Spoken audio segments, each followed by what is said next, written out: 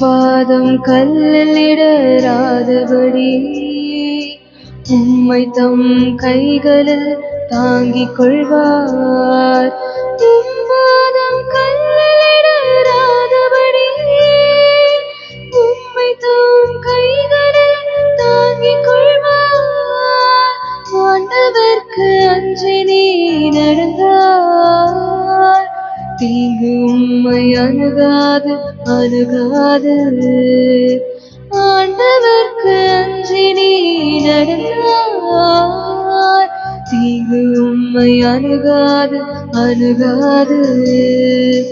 நீரே என் புகலிடம், நீரே என் கேடயம், உம்மில் நான் நம்பிக்கை வைக்கிறேன்.